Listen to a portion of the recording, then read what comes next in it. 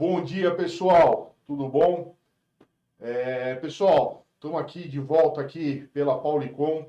Vamos fazer aqui uma live hoje explicando um tema aqui. Trouxemos hoje a Marli, nossa gerente fiscal, para explicar aqui um tema que para nós aqui sempre trouxe uma pulga atrás da orelha, né, Marli? Sempre foi um tema que nunca foi a legislação, sempre teve seus problemas, tá? Para quem não me conhece, eu sou Marco Antônio, eu sou gerente de projetos aqui da Paulicom e também consultor tributário nosso. Vem aqui hoje acompanhar nossa amiga aqui, Marli, aqui, sobre esse tema do multimodal, principalmente. Quer iniciar aí, Marli? Você vai falar do Dr. Marco? Ah, desculpa, tá. Quem era para estar hoje não era eu, era para estar o Dr. Marco, mas ele acabou tendo um imprevisto aí no decorrer da semana e eu tive que assumir o lugar dele, tá? Então, desculpe aí a não presença dele. Bom dia, pessoal. Obrigada aí pela presença de vocês, por vocês estarem dedicando aí um tempinho para aprender aqui com a gente. E hoje o nosso tema aqui é sobre a tributação do IRPJ e do CSL no transporte multimodal, no OTM. Primeiro, a gente precisa entender o que é um OTM, né? O transporte, o operador multimodal, ele é contratado pela empresa para fazer o transporte de todo o percurso. Então, assim, ao invés da empresa contratar, vamos supor que eu vou fazer um transporte que vai de São Paulo até os Estados Unidos, um exemplo.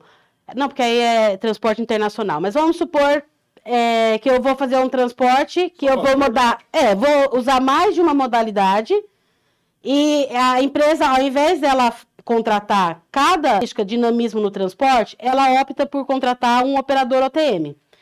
E o operador OTM, ele é responsável por cuidar de todo o transporte, desde o início do remetente até o destino final. Isso independente de quantas modalidades de transporte ele vai precisar para fazer isso. Então, o operador OTM, ele pode utilizar o transporte rodoviário, e aí depois uma parte vai com transporte aéreo, e outra parte vai com ferroviário, outra parte vai com marítimo. Então, o operador OTM, ele pode fazer toda essa ponte, e o operador OTM, ele tem uma função muito importante na logística. Por quê? Imagine vocês, né, uma indústria, uma grande indústria, terem que ficar fazendo todo esse gerenciamento do transporte. Então, você contrata um operador OTM e ele vai cuidar de tudo isso para você. Então, ele vai verificar quais transportadoras fazem. Normalmente, ele consegue baratear o custo da indústria, porque ele consegue fazer a logística. Então, e para a indústria, o que diferencia um operador OTM de um redespacho? A diferença é que, por exemplo, um operador OTM, ele tem um único contrato, a indústria ela faz o contrato com ele e ele faz o contrato com os demais envolvidos no transporte. Então, a característica de um operador OTM é que em todo o processo é feito um único contrato de transporte, que é com o operador OTM. Até tem uma curiosidade, né, Marli? Essa questão do OTM, né? Por ele ter diversas modalidades. Um exemplo de um estado que eu acho muito interessante a característica do transporte desse estado é para Manaus, né? Hoje em Manaus a gente não chega rodoviário, então a gente já não consegue contratar uma transportadora exclusiva de rodoviária de cargas. A gente acaba tendo que fazer o quê? A indústria ela tem que contratar um OTM porque ele vai ter toda a capacidade logística de fazer o quê? Ele pode mandar o rodoviário aéreo, ou até mesmo hoje em dia, né, que está ficando muito comum no dia a dia nosso, que é a cabotagem, né, que é o transporte marítimo hoje de São Paulo até Manaus. E hoje está muito comum aqui para nós, principalmente, pegar a transportadora faz o trajeto de São Paulo a Santos e do resto o OTM vai lá e contrata o restante. E aí, gente, a gente tem, assim, uma curiosidade para vocês. Porque, por exemplo, assim, um operador OTM, vocês sabiam que um operador OTM, ele pode ser contratado, né, para fazer um transporte, e ele não fazer nenhum percurso do transporte? Aí a gente, né, Marco, aí você pensa, se eu fui contratado, se eu tenho um contrato de que eu vou prestar um serviço de transporte, operador OTM, e eu não vou fazer nenhuma parte do percurso... Mas não seria daí, não teria como agenciamento daí, Marli? Será? Exatamente. Aí fica a questão, como que eu vou cobrar com a atividade de transporte, com as presunções de transporte, se eu não tenho nenhum veículo para fazer esse transporte? Entendi. Daí você acaba, então, você sairia um pouco da figura do agenciamento, é isso? O ATM? E eu vou além, né? Eu vou além. Porque o KNAI de um operador OTM é diferente de um KNAI de transporte. É iniciado com 5, inclusive, né? Nem com 4. Então, se você verificar lá no KNAI de transporte, não tem nada, não abrange a atividade de operador OTM. Então, assim, aí a gente vai para a legislação. Qual é a tributação do IRPJ e do CSL de um operador OTM? Porque um operador OTM, ele faz toda essa parte, ele faz o agenciamento, ele é que liga, ele é que vê qual que é a melhor rota, então ele presta serviço de logística, ele presta serviço de agenciamento de carga, ele pode prestar também um pouco ali de serviço de armazenagem, porque ele fica ali com a carga ali parada ali até ele conseguir fazer a alocação, tudo. E aí? Agenciamento é 32. Carga e descarga, 32, a base de cálculo de presunção do IRPJ. O KNAI é um KNAI específico de operador OTM, e se a gente procura na legislação, não tem o KNAI, não tem lá, operador OTM, qual que é a presunção de um operador OTM? E aí você vai além, né? Se esse operador OTM não faz nenhum trecho do transporte, eis a insegurança jurídica instaurada. Com certeza, né? Que você pegar lá, hoje você pega lá o KNAI 4932, é transporte de cargas. Sim. Né? O OTM é operador de transporte multimodal, mas tipo, eu acho engraçado a nomenclatura operador, né? Porque você fala, pô, operador, você vê questão de operação, você não imagina uma prestação de serviço efetiva, né? Daí tem essa grande diferenciação. Aí eis a questão, gente. Qual é a presunção do IRPJ e do CSL? 32 ou 8? Infelizmente, a nossa legislação, ela não é tão clara, né, quanto com relação a certos assuntos, mas a gente tem aí a vantagem de ter um sindicato que representa a categoria, e o papel nosso, né, como profissionais, é garantir que os clientes nossos estejam em conformidade com a legislação e sempre pagando o justo, a melhor carga tributária, nem mais nem menos. Então, a gente preza muito pela qualidade, né? E para recolher os impostos corretos. Em nome do sindicato, a Paulicom, que o Dr. Marco Aurélio é o jurídico, né, do CETRANS, nós formulamos uma consulta tributária para a Receita Federal. Porque existe na legislação, né, para a gente não expor nenhum cliente, sempre a gente faz em nome do sindicato. E existe na legislação, quando não é claro na legislação, a gente tem o direito, né, o contribuinte tem o direito de fazer o questionamento para o fisco determinar o que é o correto. Tá?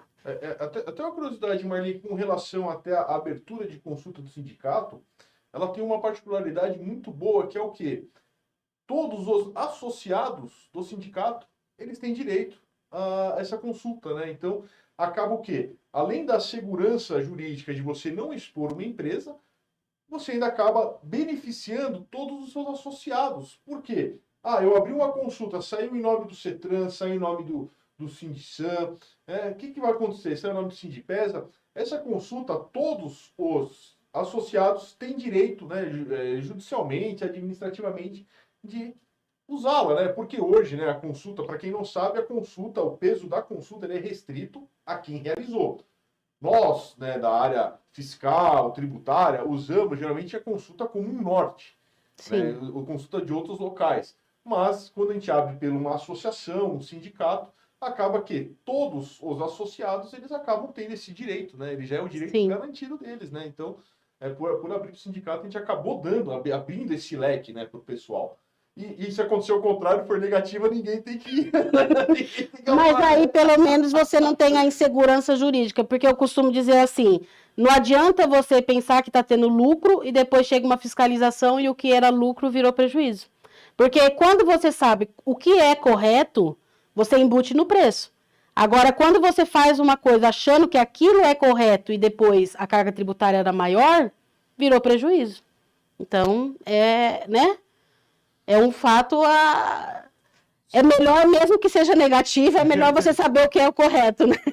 Então, Maria, a gente pode entender, então, que na questão do multimodal, a gente vai afastar a ideia de agenciamento, né? Porque, do jeito que você explicou, ficou claro que a ideia do operador é o quê? O operador, ele vai ter a responsabilidade hoje pelo frete, é igual um transportador rodoviário, né? Ele vai ter toda a responsabilidade das contratações e ele quem vai assumir todos os ônus, né? Seria isso, então. Sim, O sim. ATM quem vai contratar a cabotagem, o avião, a balsa, ele quem faz esse trâmite, então. Na verdade é assim, Marco, para o fisco, ele entende o quê? O responsável pelo transporte é o operador OTM. O operador. Então, assim, a característica de um operador OTM é que ele assume, um único contrato em todo o percurso do frete, e ele assume a responsabilidade. Então, mesmo que ele não faça nenhum um trecho do trajeto, ele está assumindo um compromisso de fazer um transporte de carga. Ele que assume a responsabilidade do ICMS, ele vai pagar o IR, contribuição e o PIS/COFINS sobre o contrato dele, né? Tudo. Porque hoje, se for ver a figura do agenciador, o agenciador ele simplesmente ele faz uma ponte entre o cliente e a transportadora, né? Que é a maior figura, né? Você indústria, chega ao Marco, eu estou precisando de uma transportadora. Eu vou lá, eu vou procurando, eu pego meus contatos e arranjo, né? No OTM não, ele vai lá e absorve, né? Todos esses ônus aí. Inclusive, assim, aí vocês podem se perguntar, tá, mas como que a Receita Federal vai saber? Existe um KNAI específico de operador OTM. E também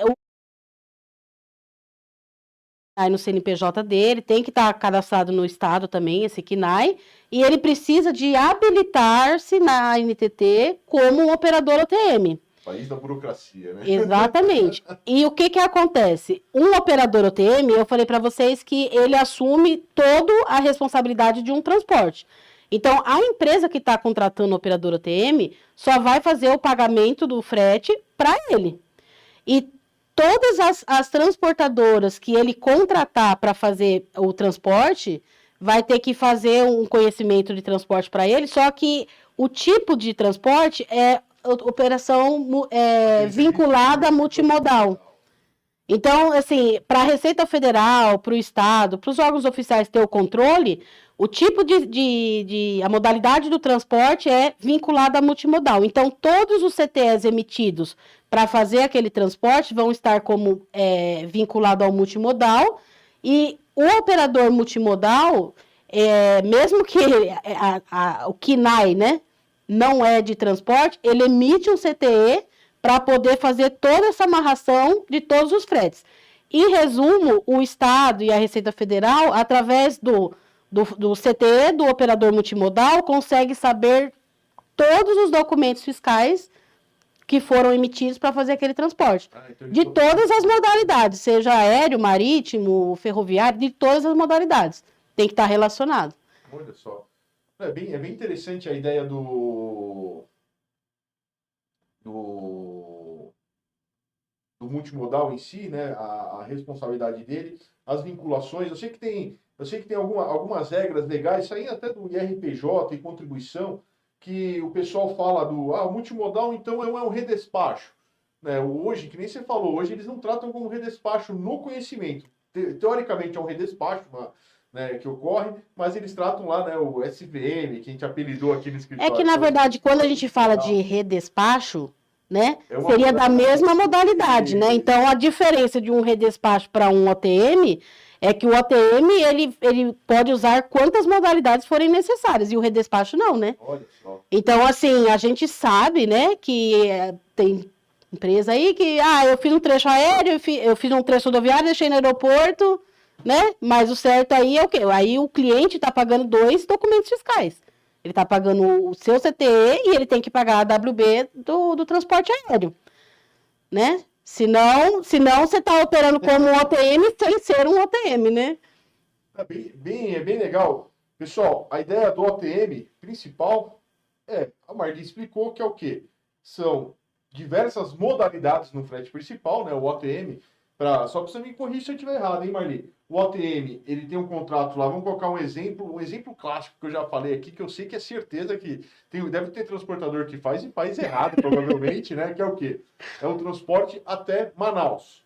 Manaus, hoje, a gente sabe que a Transamazônica não dá para passar, né? Sim. Nem 4x4 passa ali, né? Então, o que a gente tem em Manaus hoje?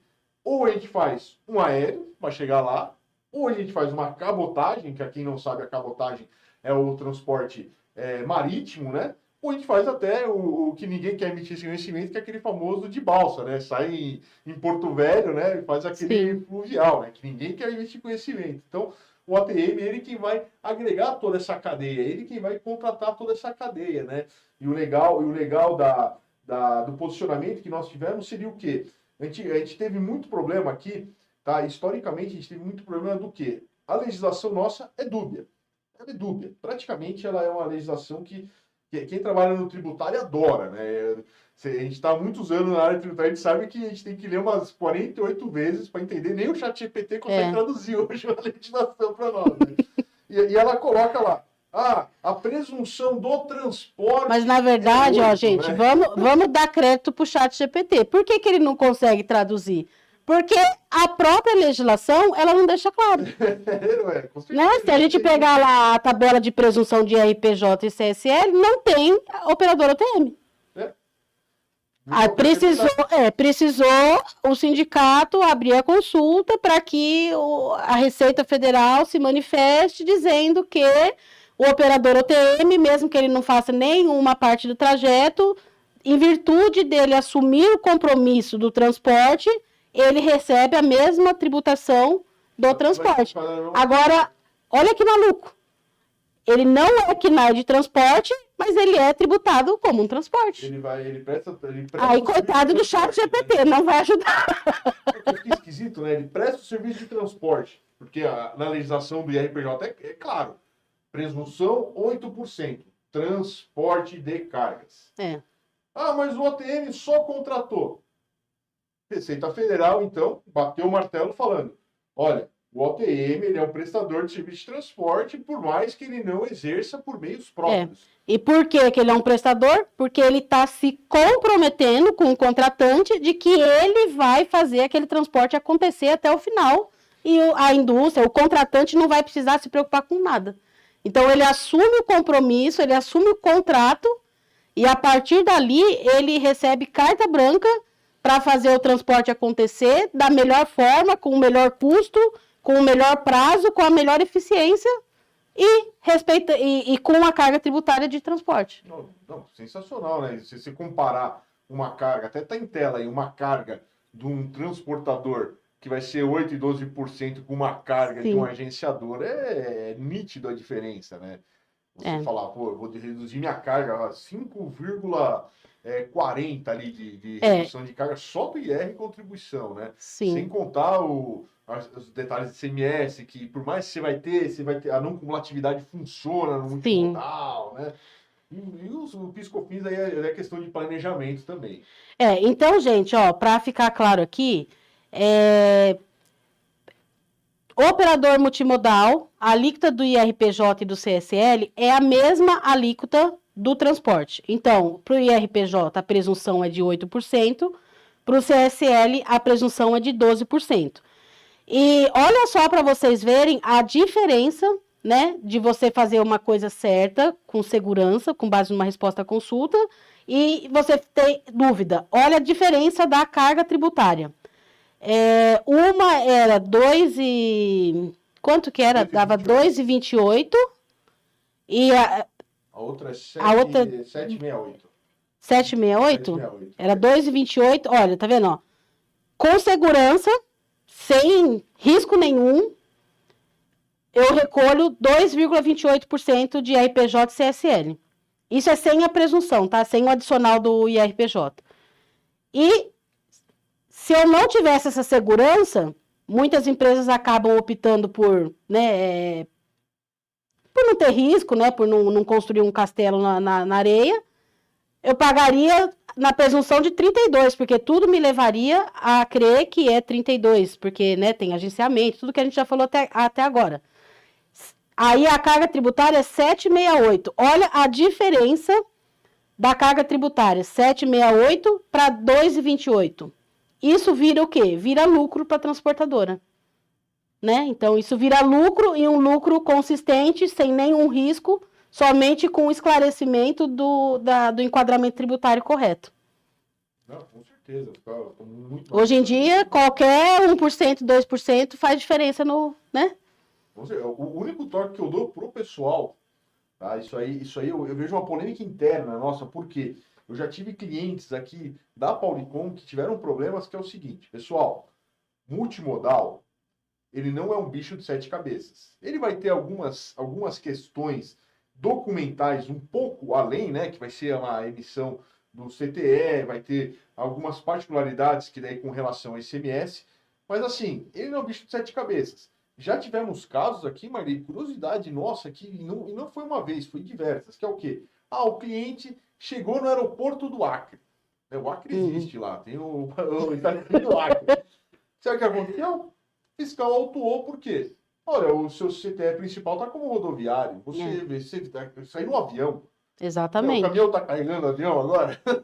Já tivemos problemas em Manaus também. Que qual? Chegou de avião, o fiscal olhou e falou assim, não, não vou fazer. É porque ali, né, Marco, o fiscal não precisa nem ser inteligente para saber que é um transporte multimodal. Não tem como ser um redespacho comum, porque tem mais de uma modalidade para chegar lá, né? Com certeza, né? Então, quer dizer, é um risco que você está correndo por uma coisa que nem você falou, não é tão complicado assim, né? Você faz a alteração contratual, inclui a atividade de operador OTM, automaticamente você vai atualizar o cadastro no Estado, tudo hoje, né? Faz o credenciamento na NTT e começa a trabalhar de forma correta, sem nenhum risco.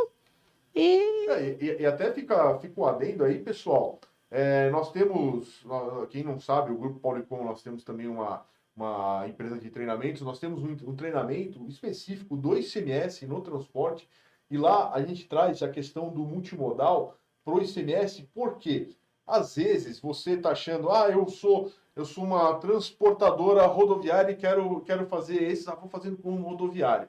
E você acaba perdendo o quê? Uma chance no ICMS também. Porque aqui a gente passou um belo achado do IRPJ de contribuição, que era uma coisa que a gente ficava sempre com a pulga atrás da orelha, né? Quanto tempo falou assim, a gente vai tributar o quê? 8 ou 32, 8 ou 32, 8 ou 32. Tem um pessoal que quer resguardar, vai 32. Outro que quer falar assim, não, vamos arriscar e coloca 8, né? Hoje quem tributou 32 faz o perder comp lá e recupera. Mas, tem isso também, né? Se alguém estava tributando a 32, tem direito a recuperar, né? Sim. E se o pessoal for além, né, o ICMS também começa a ter vantagens, porque você começa a majorar o seu crédito, porque, ao contrário do rodoviário, né, só estendendo um pouquinho aqui, Maria, até desculpa estender. Que na verdade, né, a gente, que o assunto é amplo, então, por exemplo, a gente focou em RPJ CSL, mas isso também tem impacto no ICMS também, né, Marco? Sim, você acaba... mas vai ficar mais custoso. Você vai recuperar aquilo, você vai se acreditar, de repente seu planejamento tributário vai além do IRPJ, você vai para o ICMS, de repente PIS/COFINS, né? A questão se for lucro real ou não, né? Lucro real, a gente já não vai cair muito na questão da presunção, a não ser que for estimativa, né? Sim. Mas você sempre tem que analisar também, né? A gente tem que analisar sempre. Que na verdade, redução, isso daí é uma coisa que toda empresa tem que fazer, né? Todo ano tem que fazer o planejamento tributário, porque, né, não vai pagar imposto à toa, né? Tem que pagar o justo, né? Nem a mais nem a menos, né? Com certeza. E garanto que todo mundo ainda, além do planejamento, ainda está pensando na reforma. Mas eu acho que, Marli, o pessoal ficou bem claro aí pro pessoal, né? Temos que ver se o pessoal tem alguma dúvida. Se tiverem dúvida, pessoal, podem estar questionando aí no chat. Se não, tranquilo.